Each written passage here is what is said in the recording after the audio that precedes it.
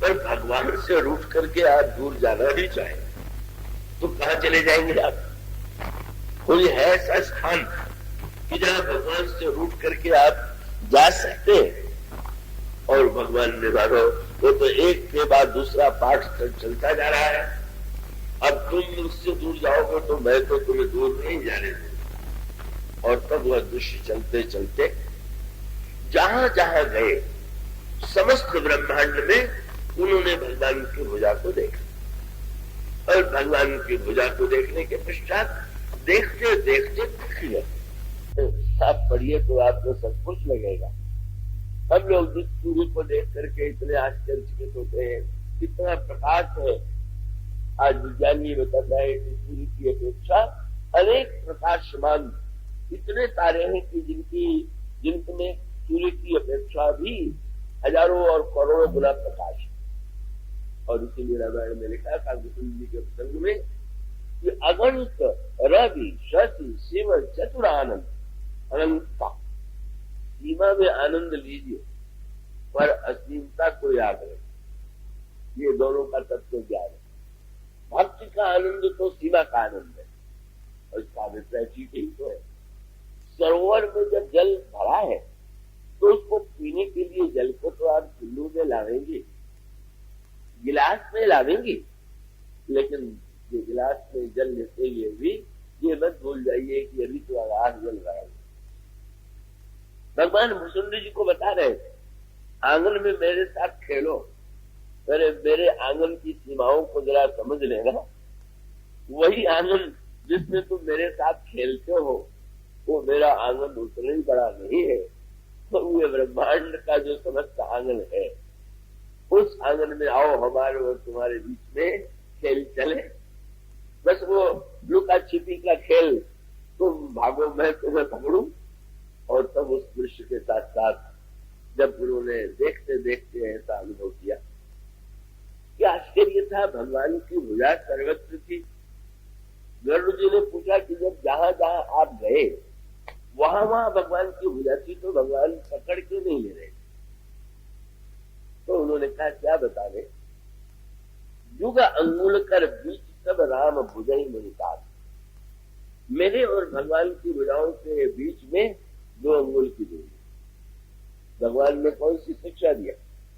कहा जा सकता है कि अगर भगवान सर्वव्यापी है तो हम लोगों को पकड़ क्यों नहीं ले रहे? और उसका उत्तर है कि 2 अंगुल की दूरी। और 2 अंगुल की दूरी का अर्थ आप जानते हैं? ये 2 अंगुल क्या है? भगवान का नियम है ये अथामाम प्रपद्यन्ते ताम तथैव भजाम्यहम्। भगवान कहते हैं 1 अंगुल तुम और 1 अंगुल मैं। जब ये दोनों पूरी होंगे तो हम तुम्हें पकड़ लेंगे और दूरी मिट जाएगी। और वो क्या है? बोले जीव की इच्छा और भगवान की कृपा, यही 2 अंगुल है। भगवान कहते हैं जब तक तुम्हें इच्छा ही नहीं है तो मैं कृपा करूंगी तो कहाँ करूं? इसलिए पहले तुम इच्छा तो करो, तुम व्याकुल तो हो। और इस दोनों का जब संयोग हो जाता है, जब जीव में इच्छा उत्पन्न होती है कि प्रभु मुझे पकड़ ले, मैं प्रभु के पास चला जाऊं, तो प्रभु कृपा करते हैं और वो इच्छा और कृपा 2 अंगुल कहीं जहां पर मिटा वहां पर भक्त भगवान को पा लेता। ये दृश्य भी देख लिया और तब बोध करके फिर कहा जाए।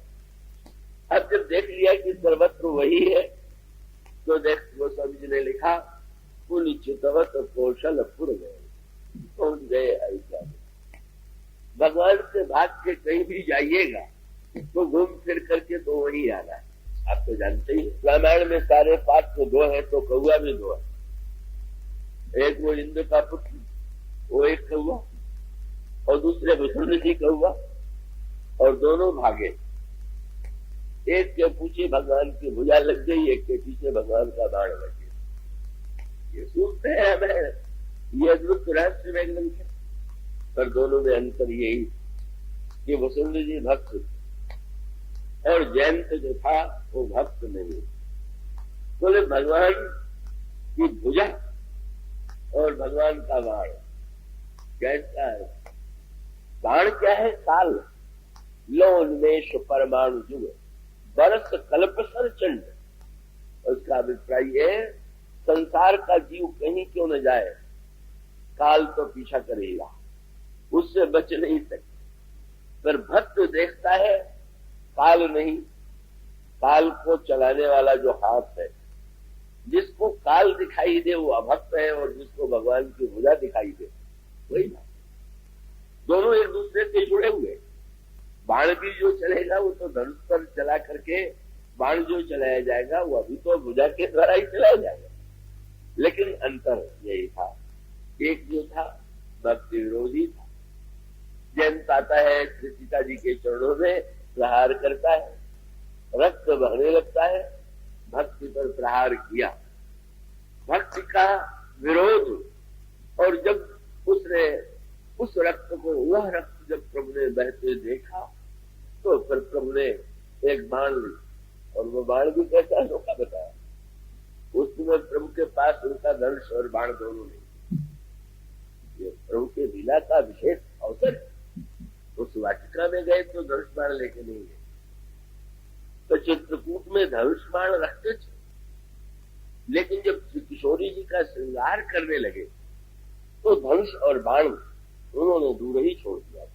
जब जानते हैं कि किस लीला में कौन सा वेश उपयोगी हो, तो वहां तो धनुष बाण था नहीं। जयंत ने प्रहार किया तो धनुष बाण तो नहीं हो, लक्ष्मण से भी उन्होंने नहीं कहा, जैसे समुद्र के किनारे कह दिया था कि लक्ष्मण बाण सरासर, तब लिखा हुआ किया क्या, सीख चाप सहायक संधाना। एक सीख प्रभु ने ले लिया, उसको धनुष की तरह मोड़ दिया, और एक सीख ले लिया, उसको बाण बना दिया। ये सीख काहे के लिए प्रभु लाए?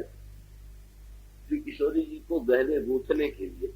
सुई धागा तो वहां था नहीं, सीख में गहने गूंथ रहे थे। प्रभु उससे अगर पूछा जाए कि आप किसी पर कृपा करते हैं और किसी पर कोप करते हैं, तो उन्होंने कहा नहीं भाई, किसी के लिए आभूषण बन जाती है और किसी के लिए काल बन जाती है, तो वस्तु तो एक ही है। श्री किशोरी जी के लिए वही कोमल आभूषण है, और वो जयंत के लिए प्रेरित ब्रह्म मंत्र कर धावा, चला भाग बाय से है बाबा। दोनों भागे, ये रूठ के अयोध्या से भागने वाले और ये डर के मारे चित्रकूट से भागने वाला कौआ, उनके पीछे भुजा, उनके पीछे काल, ये भक्त जो था वो स्वयं लौट आए। जब देख लिया कि कहीं तो जहां है सर्वत्र यही है, तो चलो भाई फिर वहीं चले। वो सरलता से नहीं लौटा, तभी संत की भूमिका आ गई। अभक्त को तो लौटाने की बात तो, अब वो तो भक्त तो उसमें स्वयं भगवान की प्रीति है, पर जो अभक्त है उसको जब नारद जी ने देखा बस भागा चला जा रहा है, यहाँ से वहां से, और तब संत की महिमा जो आती है वो सामने आई। और संत की महिमा यही थी कि नारद देखा विकल जयंता, लाग गया कोमल चित सुनता, और संत ने कहा सुनो तो संसार के जीव भाग रहे, जयंती ही तो नहीं भाग रहा। और संत पुकार करके कह रहा है जरा सुन तो जाओ मेरी बात। महाराज सुने कहा, जो बोले काल तो पीछे लगा हुआ, सबके सामने तो क्या है काल की, ये काम करना है, वो काम करना है, सोना भी है, कल दुकान में भी जाना है, नौकरी पर भी जाना है, किसी न किसी रूप में काल का लग रहा है, क्या करें। और सब संत पीछे भागा। संत संसार में भाग भाग के कहते हैं तुम नहीं सुनोगे तो हम तो तुम्हें बलपूर्वक सुनाएंगे ही। और कहा, फिर पूछा कहाँ जा रहे हो? महाराज अपने प्राण की रक्षा के लिए। तुम्हारे पीछे कौन लगा हुआ है? बोले प्रभु का बाण लगा हुआ है। क्यों लगा हुआ है? महाराज मैंने बड़ा अपराध किया, श्री किशोरी जी के चरणों में प्रहार कर दिया, और प्रहार कर देने से प्रभु ने ये बाण चलाया। क्यों चलाया? महाराज मारने के लिए। ये बाण कहाँ कहाँ गया? बोले जहां जहां गया वहां वहां ये बाण तो तुम्हें मारने के लिए चला, जहां जहां तुम गए वहां वहां गया, तो मारने में देर क्यों कर रहा? तुम्हें कोई बचाने वाला भी ना, बचाने वाला भी नहीं मिला। पिता ने भी निकाल दिया, ब्रह्मा ने भी निकाल दिया, शंकर जी, कोई बचाने वाला मिला नहीं। तुम जहां गए वहां बाढ़ गया, कोई मार तो नहीं आया। संत ने कहा कि अर्थ तो सोचो। संत कहते हैं घटना ही नहीं, उसके अर्थ पर विचार करो। महाराज मेरे तो समझ नहीं आया। तो इसका अर्थ ये है कि मारना चाहता ये काल तो चाहे जब मार दे, किंतु यह काल काल नहीं है, ईश्वर का निमंत्रण है। कहाँ जाओगे? अंत में तो लौट के यही आना होगा।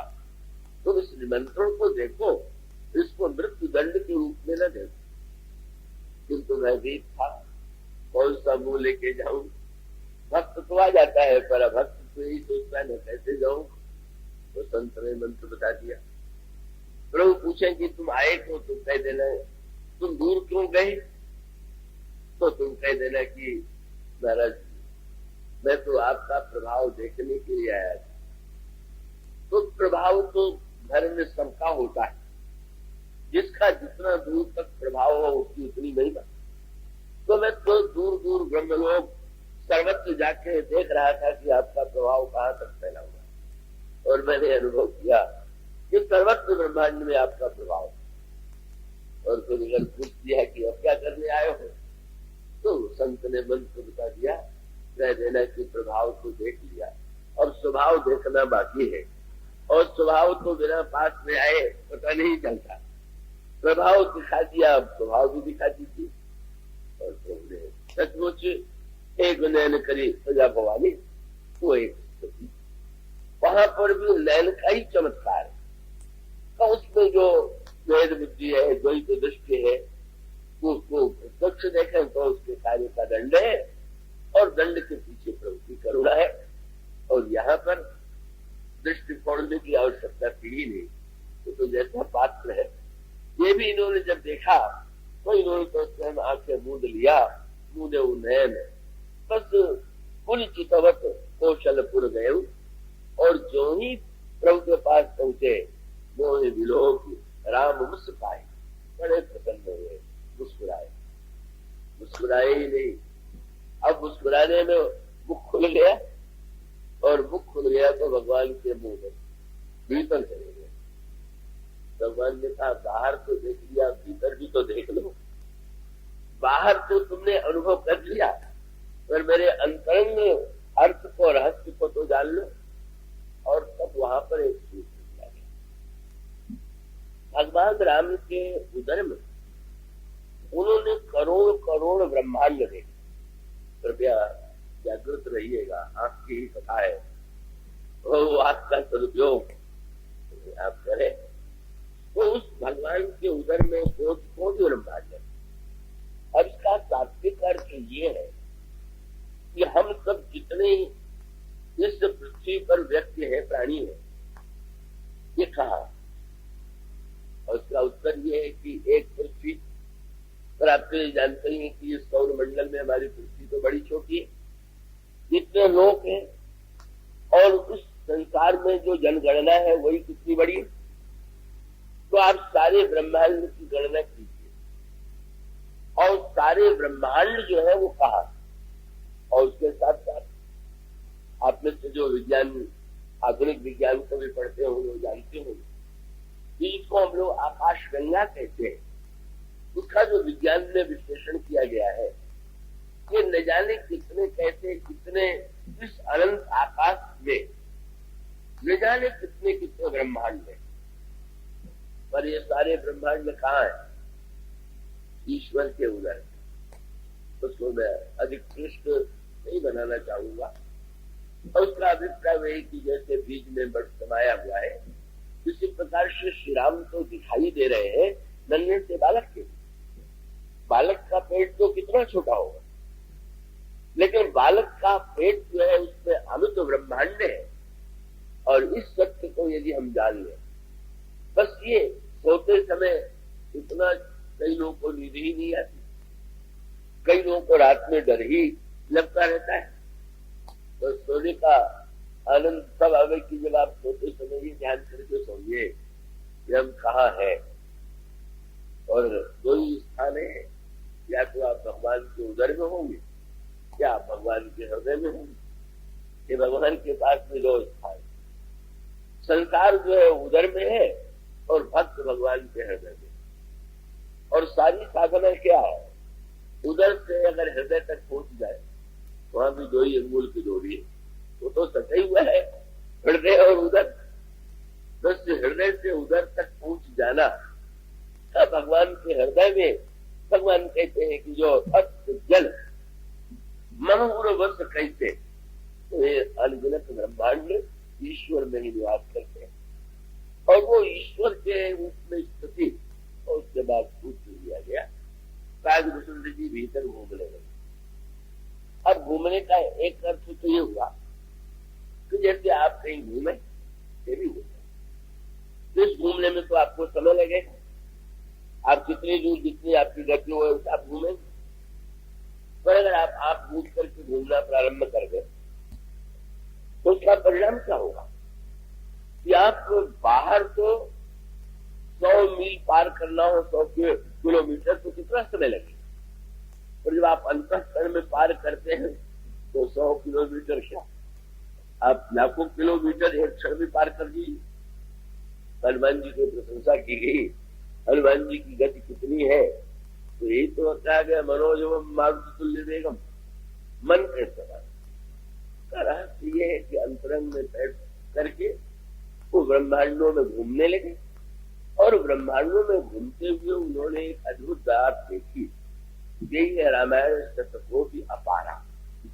क्या वो ये समझते थे कि एक ब्रह्मांड है, उसमें एक अयोध्या है, उस अयोध्या में भगवान राम का अवतार है, और मैं भुसुंडी जोगुन के साथ खेल। पर जब भगवान राम के उदर में गए तो करोड़ों ब्रह्मांड, और जितने ब्रह्मांड उसमें भगवान राम का अवतार। बस इस सूत्र को पकड़ दी।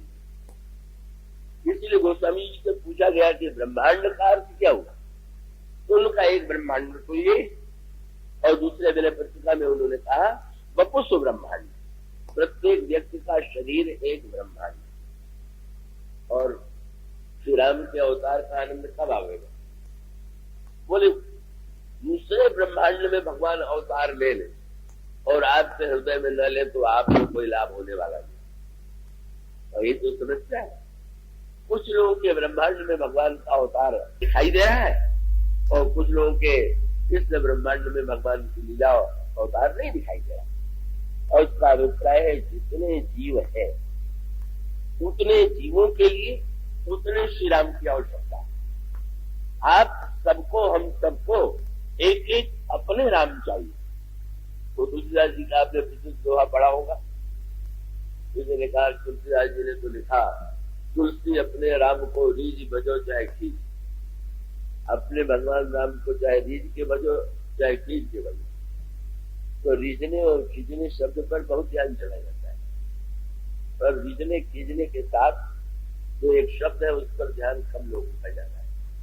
और शब्द क्या है, बोल तुलसी अपने राम, अपने बना लीजिए तो चाहे रीझिए चाहे खींचिए, अपने बनाने के पहले भूल मत कीजिएगा कि रीझ बजो चाहे खींच, तब तो रीझने रिझाने की फेर में रही है।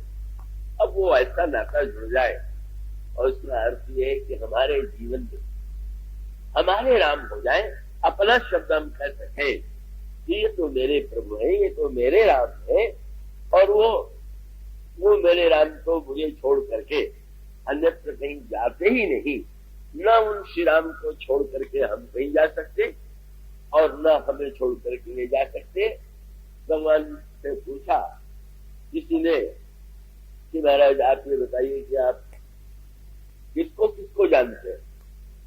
आप ये कहेंगे भगवान तो सर्वज्ञ है, पर आपको गीता में और श्रीमद् भागवत में भगवान का एक वाक्य मिलेगा, बोले मदन्य के न जानन्ति ना हम तेभ्यो मनागति, मैं अपने भक्त को छोड़ के किसी को नहीं जानता और मेरा भक्त मुझे छोड़ के किसी को नहीं जानता। अभी तो साझे वाले भगवान है, वो भी ठीक है, जब तक अपने भगवान नहीं बन जाते तब तक तो भाई काम तो चलाना ही है, और वो काम चलाने के लिए तो ठीक है, वो सबके हैं और सबके हैं। तुलसीदास जी ने तो एक बात कही दिया, उन्होंने कहा भाई सबई कहावत राम के सबई राम की आस, सब लोग कहते हैं राम जी की जय हो, और सब लोग कहते हैं राम जी की आता है। तो कोई अंतर है क्या? उनका अंतर है क्या?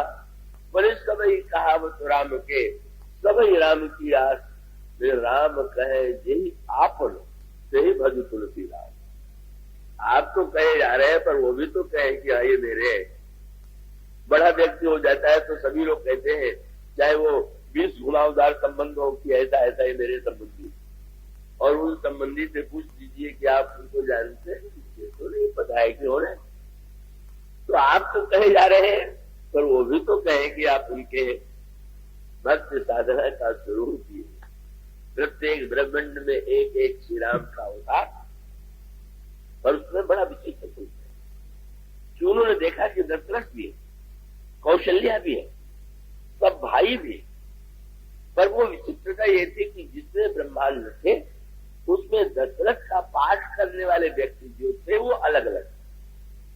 ये हुआ उस प्रसंग में है हुआ। कहीं उन्होंने देखा कि मनु दशरथ है, कहीं उन्होंने देखा कि कश्यप दशरथ है, कहीं उन्होंने देखा कि तुंगध्वज राजा दशरथ है और कौशल्या, कहीं अदिति कौशल्या है, कहीं शत्रुपा जी कौशल्या है, कहीं चुप्पा कौशल्या है। एक बहुत बढ़िया बात। क्या आप मत सोचिए कि आपके ब्रह्मांड में कोई निश्चय है। आपके ब्रह्मांड में आप जिसको बनाना चाहिए उसको दशरथ, आपके अंतःकरण में दशरथ आ जाए, आपके अंतःकरण में कौशल्या आ जाए। बस उन्होंने देखा क्या?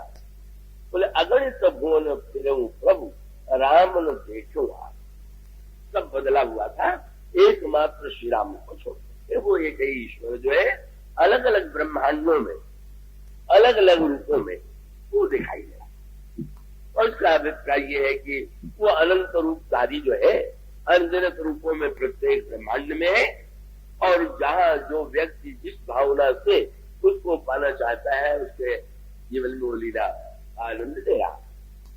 पर भुसुंडी को सबसे बड़ा आश्चर्य ये सब देख के हुआ कि हर दशरथ के आंगन में श्री राम बालक रूप में खेल रहे, पर चकित हो गए कि जब दिखाई पड़ा कि एक एक भुसुंडी प्रत्येक ब्रह्मांड में प्रभु के साथ खेल रहा है। मैं ही अकेला भुसुंडी नहीं हूं। भगवान कभी कभी बता देते हैं, अपने को यही नहीं समझ ले रहा है कि जो कई अगणित देखा रे, आनंद आ गया। अद्भुत। एक तो एक कल्प तक ये देखते रहे, बाहर निकल करके आए तो देखा कि 2 घड़ी में सब कुछ देख लिया। 2 घड़ी में काम और 2 घड़ी में राम। ये दो के काम भी 2 घड़ी में खेल करता और राम भी 2 घड़ी का खेल करते। काम जब शंकर जी पर आक्रमण करने के लिए चला तो वहां पर भी 2 घड़ी का वर्णन आया है। दो दंड भरी ब्रह्मांड भीतर काम कुछ कौतुक आयम। 2 दंड में काम ने स्तुति कर दिया कि धरी न काहू धीर, सबके मन मन से हरे। सबको काम ग्रस्त बना दिया। काम जब जीवन में आता है तो 2 घड़ी में जाने कहां पहुंचा देता है, और श्री राम जब जीवन में कृपा करते तो 2 घड़ी में वो सब दिखा देते जो अनगिनत जन्मों में व्यक्ति देख नहीं पाता। और तब उसके पश्चात इस लीला के बाद फिर भगवान ने पूछा, अब बताओ क्या चाहते हो? मालपुआ तो नहीं मिला था, उससे रूठ गए थे, और तब फिर उसके बाद महाराज आप बताइए क्या क्या देना चाहते हैं?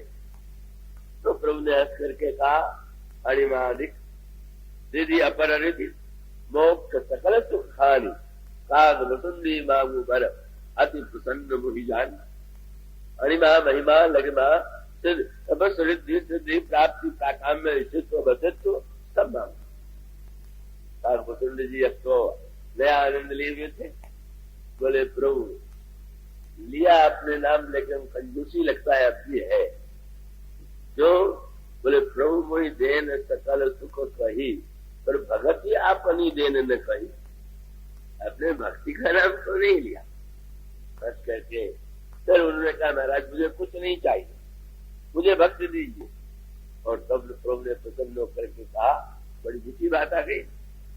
भगवान कह सकते हैं कि जब इतने बड़े तत्व ज्ञान का तुमने दर्शन कर लिया तो अब तो तुम तत्व ज्ञान चाहते हो। तो उन्होंने कहा नहीं महाराज, मैं तो भक्ति ही चाहता हूं। इस संदर्भ में वो बात याद आती है, जगन्नाथपुरी में कोई ऐसे अपने व्यक्ति थे, उन्होंने सोचा गुरु मंत्र ले लेना चाहिए। मंत्र लिया तो गुरुजी ने जो मंत्र बताया वो बड़ा जटिल, तो बीज मंत्र तो मंत्र शास्त्र के बड़े कठिन भी, तो बेचारा उच्चारण तो कर नहीं पाते, पर गुरुजी पर पूरा भरोसा, और जैसा भी याद था वो उसी को जपे जा रहा था। और वो जपते जपते जब कई दिन हुए तो अचानक देवी प्रकट हो गई और एक चांटा लगा दिया। आंख खोल के देखा, क्या हुआ मां, आप आई, चांटा लगा दिया। अरे कम से कम मेरा मंत्र तो ठीक से जप, ये अशुद्ध मंत्र जप रहा। उसने चरण पकड़ लिए, उसने यही कहा कि मां आपकी सब बात मानूंगा, पर ये बात नहीं मानूंगा कि शुद्ध मंत्र का जप कर। क्यों? बोले जिस अशुद्ध मंत्र के प्रभाव से आपको आना पड़ा, उसको छोड़ के शुद्ध मंत्र के चक्कर में कौन पड़े। इसलिए शुद्ध मंत्र वाले हैं, आप तो नहीं आते, किसी से नहीं कहने आते कि तुम शुद्ध कर रहे हो, ये तो बहुत बढ़िया मंत्र है मां, इसे तो नहीं छोड़ो। मां पसंद हो गई। हाँ, और उसका अभिप्राय कि उन्होंने कहा महाराज कि आपने जो कुछ दिखाया वो भक्ति के नाते से ही तो दिखाया, तो अब मैं तो मुझे नहीं चाहिए कुछ, मुझे तो केवल भक्ति दीजिए। और तब प्रभु ने करके यही कहा, सुन बायस परम सिहाना काहे न मांगती अट वरदाना। कोई सोने की दुकान पर गया, पूछा गया कि इसमें से कौन सा गहना तुम्हें चाहिए, बोले नहीं कोई नहीं चाहिए। लगा कि ये तो बड़ा त्यागी, तुम्हें चाहिए क्या? उसने कहा बस मुझे और इतने हजारों गहने नहीं चाहिए, बस सोने की खान ही काफी। तो अब बड़ा चतुर निकला। भगवान ने भी यही कहा कि विचित्र तुम चतुर निकले। सुन बायस परम से आना काहे न मांग वरदाना, सब सुख खानी भगत तह मांगी। तुम बड़े चतुर निकले, तुमने तो खान को मांग लिया। और इस तरह से मानो सूत्र यह है कि आप पहले यह निर्णय कीजिए कि आपका ब्रह्मांड कैसा बना हुआ। दूसरे के ब्रह्मांड की नकल मत कीजिए, साधना का ये रहस्य है। अब ये नहीं, अब कोई व्यक्ति पढ़ ले कि सबरी जी ने भगवान को झूठे बेर अर्पित किए और आप ही भोग लगाने के लिए बेर ही खरीद के लावे। जब भगवान को अंगूर से वो पसंद नहीं है, बेर ही पसंद है, और बेर को चख के आप भोग लगा दे तो क्या भगवान सचमुच बड़े पसंद हो जाएंगे क्या? नकली साधन मत कीजिए, दूसरे की नकल बिल्कुल मत कीजिए। एक भक्त जो कर रहा है वो उस प्रकार का ही बना हुआ है। जब ये कहा गया कि वाल्मीकि ने उल्टा नाम का जप किया, शंकर जी का रूप अलग, शिव का मार्ग अलग, वाल्मीकि का मार्ग अलग, तब गणेश का मार्ग अलग, और सबके लिए जो आनंद है उस आनंद को अगर आप गहराई से विचार करके देखें तो हम ये अनुभव इन पात्रों के द्वारा कर सकते हैं कि इनमें से हमारा अंतःकरण जो है वो किस प्रकार का बना हुआ।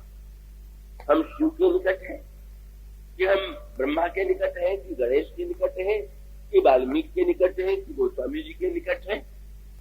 और तब आप यह जब उस पद्धति से अब आपने निर्णय कर लें कि वाल्मीकि जी ने तो उल्टा नाम जप किया था तो हम भी आवाज से राम राम नहीं मरा मरा जपेंगे, ऐसे बोल मत कर बैठिएगा। वाल्मीकि का मरा मरा भी सार्थक, आप उनको मरा मरा करने दीजिए। उस स्थिति की जो भूमिका है उसकी चर्चा तो आज नहीं हो पाई। का वाल्मीकि का मरा कहना और वो उसका परिणाम भी होता है कि उनका नाम जपत जग जाना वाल्मीकि में ब्रह्म समान। वाल्मीकि साक्षात ब्रह्म के समान हो गए, जो शुद्ध उच्चारण नहीं कर पाता था। श्री राम नाम जितना सरल नाम उसको भी शुद्ध नहीं बोल पाता था, तो इतना बड़ा कवि हो गया जो उसने वहां भगवान राम के रामायण की रचना कर दिया। ऐसा प्रभाव अगर वाल्मीकि की भूमिका में आपका अंतःकरण है तो आप मरा के द्वारा भी कल्याण प्राप्त कर सकते हैं। पर दूसरे को तो अर्थ यही लेना है कि जब उल्टे नाम से ये फल मिला तो सीधे नाम से जो कहा गया है उसका सही उपयोग करना चाहिए। अब शास्त्रों में तो यहां तक लिख दिया गया कि नाम के द्वारा जितना पाप मिट जाता है उतना पापी पाप ही नहीं कर सकता। बड़ा बढ़िया मंत्र मिल गया, खूब पाप कीजिए और कह दीजिए कि अब वो तो एक नाम से पाप मिट जाएगा। मानो यह जो वाक्य है, ये जो उपदेश है, वो सब है आपके सामने। सारी साधना के मार्ग आपके सामने है। आप अगर भगवान शिव की तरह नाम का आश्रय लेते हैं तो अमृत विश्व भी अमृत हो सकता है। अगर आप गणेश के समान नाम के अक्षर तत्व को जानते हैं तो आप विश्व वंदित भी हो सकते हैं। अगर आप महर्षि वाल्मीकि की स्थिति में हैं तो आप उनके नाम के द्वारा ब्रह्म के रूप में भी जा सकते हैं। अगर ध्रुव के रूप में है तो आप ध्रुव सगलानि जपो हरि नामु पावा अचल अनुपम ठामु। और समस्त ये जो नाम की महिमा है उसका अनुभव यदि नहीं हो रहा, इसलिए हो रहा है कि हम ठीक निर्णय नहीं कर पा रहे हैं कि हमारी रामायण कौन सी है और हमारी रामायण में जो भगवान है उससे हम कौन है, हमारी भूमिका क्या है। और हमारी भूमिका के लिए जब उसका आनंद कोई व्यक्ति एक बार पा लेता है तब वो निर्णय कर लेता है कि वो अपने राम को, उसका वो जो नाम तत्व है उसमें तो सब कुछ है, पर सब कुछ होते हुए भी आप जो पाना चाहते हैं उसको पाने का एकमात्र उपाय यही है कि हम उसी मार्ग पर चल पड़े। पृथ्वी में तो हीरा सोना चांदी मोती, और इसी पृथ्वी में हीरा चांदी सोना मोती ही नहीं है। इसी पृथ्वी में सांप भी है, बिच्छू भी है, और इसी पृथ्वी से तो सीता जी भी प्रकट हो जाती है। अब ये तो हमारी आपकी इच्छा पर निर्भर है कि हम इस पृथ्वी से क्या पा लेते हैं, और जो वस्तु हम पाना चाहें वो नाम के द्वारा मिल सकता है।